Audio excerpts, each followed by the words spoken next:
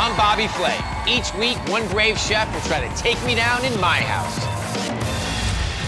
This culinary battle is gonna shake down in 2 rounds. Round 1, to get to me, 2 contenders have to go through each other first, using an ingredient of my choice. Let the games begin! 2 people that know me well will decide who's got the skills to beat me. He's gonna smoke you. Turn up the heat! Round 2, I go head-to-head with a winning contender. It's their turn to surprise me with their signature dish. That's what you brought here? I'm excited. Bottom line, everyone's out to beat me. Now I'm nervous. Let me introduce you to 2 people who love the game as much as I do. Oh, Mr. Flay. Chef Jeffrey Zakarian and Chef Scott Conant. Oh, no.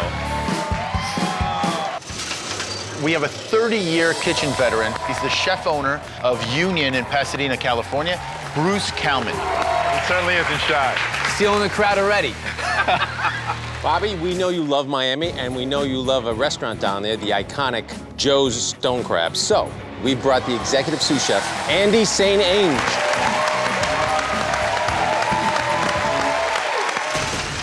All right, boys, if you want to get to me, you have to go through each other. You're gonna have 20 minutes to make a single ingredient the star of your dish. And that ingredient is lamb chops. Jeffrey and Scott will taste and decide which one of you will take me on in round 2. Don't play it safe. You got 20 minutes to make the best lamb chop dish of your life. Ready? Go. How are you, brother? Awesome. What do you got going on, man? Gonna do a little pan-roasted lamb. Any spice mixture or anything on the lamb? Or you gonna Just go- herbs, lemon. I love that. My philosophies with cooking showcases incredible fresh ingredients, bold flavors. So I'm gonna make a lemon and fennel roasted rack of lamb with wild mushroom ragu, Israeli couscous, and blistered cherry tomatoes. You think you could beat this guy and then take down Bobby? I'm beating everybody. My culinary philosophy is keep it simple. I'm gonna pair this lamb chop with a smoked tomato coulis, basically a puree with sauteed Swiss chard. I'm adding a little bit of smoke in order to balance out that grassy flavor that the lamb has. I see a lot of smoke coming off of Andy's station. Yeah, what's he doing? Andy, what's smoking over there? Gonna make a nice smoked tomato coulis. Smoked tomato coulis. Sounds good. I'm coming, Bobby. Very confident also. I know it might sound a little cocky and braggadocious, but I feel like I'm the best chef in the world. The world just don't know it yet. 1 minute, guys, 1 minute. Bruce, you got a plate. Like, I'm getting nervous for get it on the plate. Is he gonna finish in time? I hear everybody counting down, my adrenaline's going, and I'm plating as fast as I can.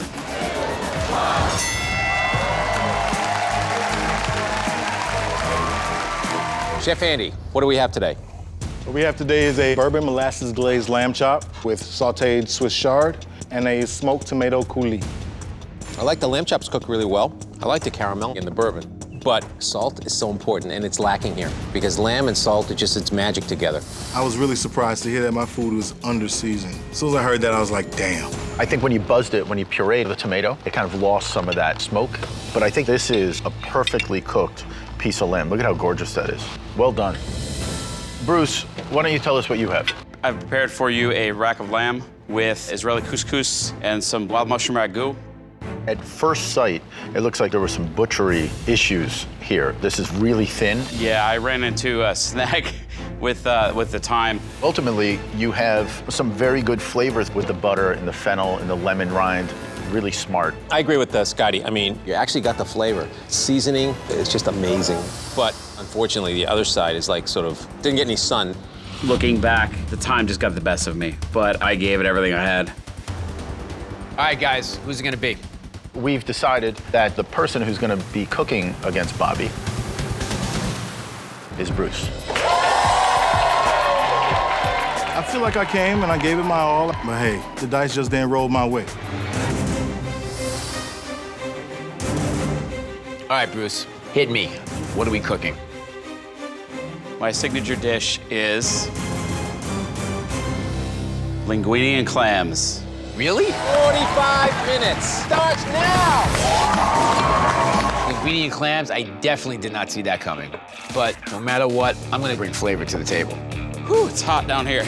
I've got a lot of tricks up my sleeve. So of course I'm making the pasta from scratch. I'm using a 00 flour. It makes the pasta dough smoother. And I'm adding semolina, which helps the pasta dough maintain the integrity of the bite. I think the difficulty of linguine and clams is that it's a simple dish, but simple doesn't mean bland. So I'm using mussels to fortify the broth. I really love the flavor of mussels. And the more wine I add, the happier the crowd. So I did the whole bottle.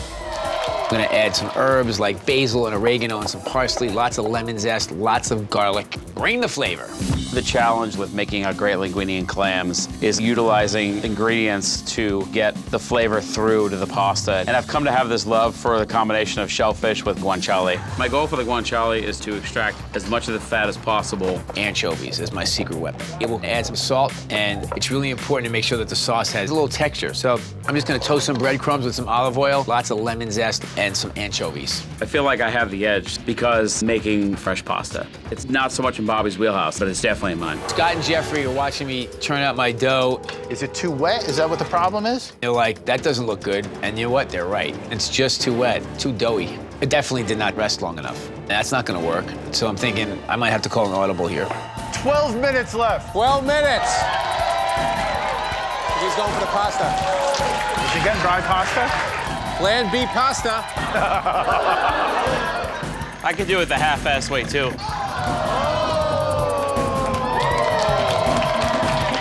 Making everything by hand is really important to me because you can taste the work that goes into it. Can I use some of these? Of course. You need them? No. I'm gonna add some Calabrian chilies because they have a little bit of a nutty flavor, a little fruity flavor, and of course it has some heat. See what Bruce is doing? So this chitarra is guitar in Italian, and it's basically a very Southern Italian way to cut the pasta. Using the chitarra, it takes time, but it definitely creates a stronger bite than his pasta that's on the shelf. I'm using a little creme fraiche. It actually helps to solidify the garlic and the clam broth so it doesn't separate. Creme fraiche. This goes against the basic principles of Italian cooking. My grandmother's rolling over in her grave right now. Linguine and clams is actually a really tough dish to make because you have to execute it at a very high level for it to be successful. In my version, the guanciale adds a whole nother layer of flavor, which is gonna take Bobby down. So 5 minutes left on the clock, and I'm just gonna let the clams cook in the sauce. My pasta's still too al dente, but I can't put 5 more minutes on the clock. 10, 9, 8, 7. Bruce sauce, don't forget the sauce. 4, 3, 2, 1.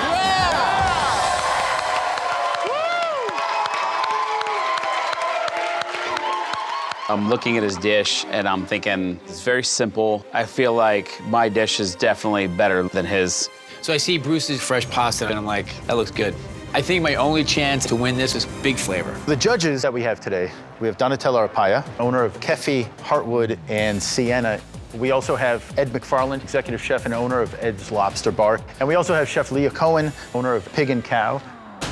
So judges, as you know, this is a completely blind taste test. So please start with the first dish. Normally, I don't like a homemade pasta with linguine and white clam sauce, but this is really done well. The execution was very good. It still had a bite to it, which is very tough to do with fresh pasta. I thought it took a lot of guts to do fresh pasta in 45 minutes. I would like to have seen a little bit more depth of flavor. I liked the idea of using the guanciale in the dish, but it needed to be crisper. It didn't create different textures in the dish.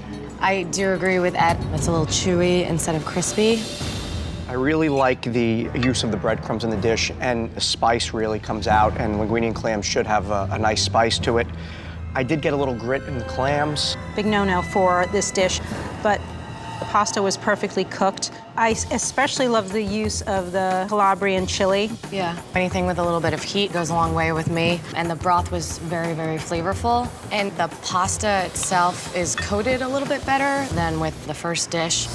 Judges, if you could just take a moment and then vote on the dish that you think is the best. Scott and I have had a moment to look at the vote. Bruce? I'm sorry, but you did not beat Bobby Flay. We wanted you to, brother. Bruce, you're a great chef, but it just came down to flavor and texture, and Bobby executed a little bit better on this one. Even though I lost, I know I put him through the ringer, and that's got to stand for something. I hung in with one of the best.